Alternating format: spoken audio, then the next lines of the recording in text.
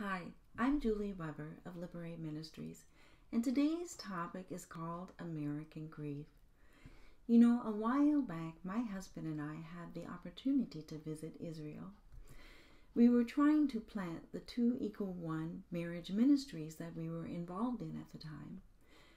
And I remember one particular incident when we were visiting a messianic pastor and his wife for the day. And it was time for them to go perform a funeral for a member in their congregation.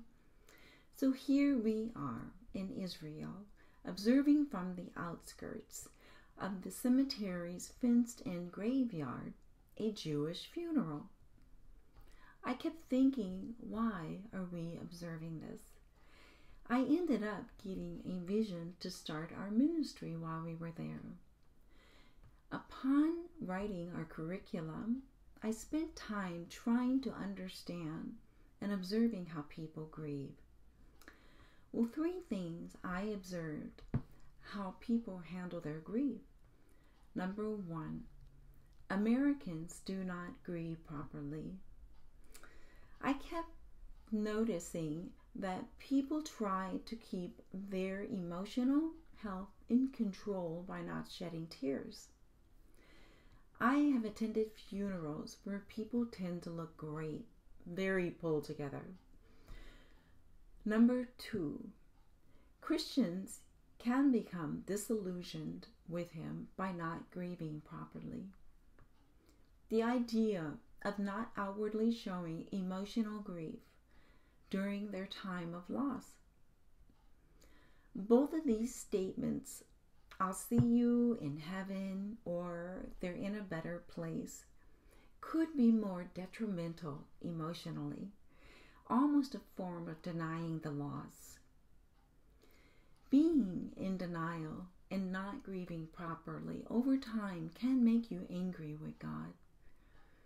It is better to deal with loss up front rather than later in life.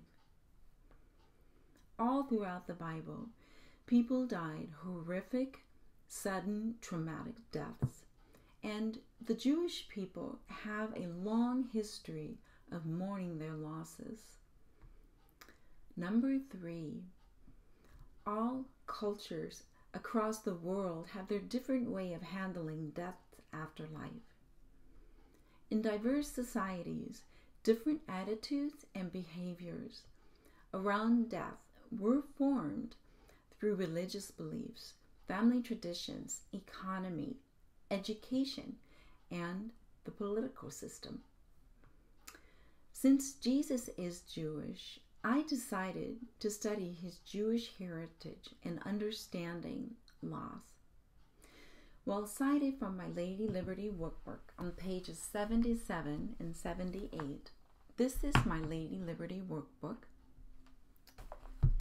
and I'm going to read from pages 77 and 78. The Jews handle grief in a healthy way.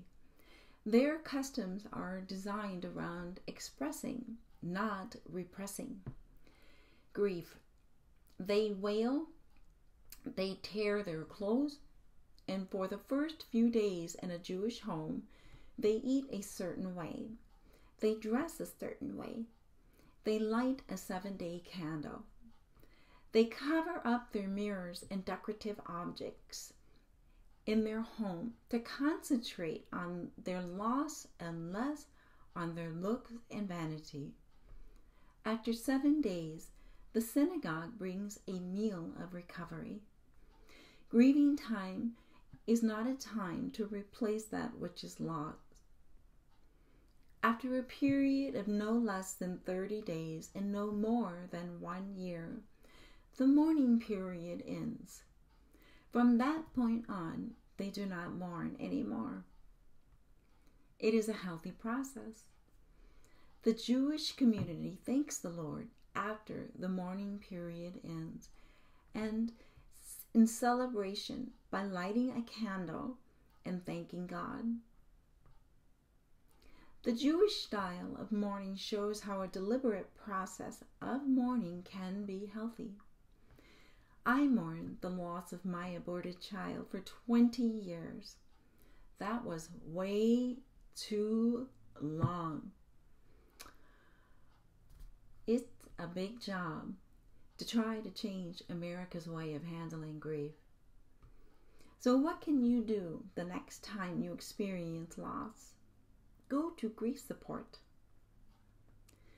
There are all kinds of grief support groups for people affected by loss, locally, nationally, and internationally, by all types of death. You can search the internet for the grief support that you need in your local area during your time of need. 54 million women have had abortions in the United States. So globally, worldwide, the number is estimated 40 to 50 million abortions a year. If none of those people involved in those abortions had gone through any type of a healing process, then hypothetically, this means that our global world is at a grieving state. So technically, this becomes a global issue.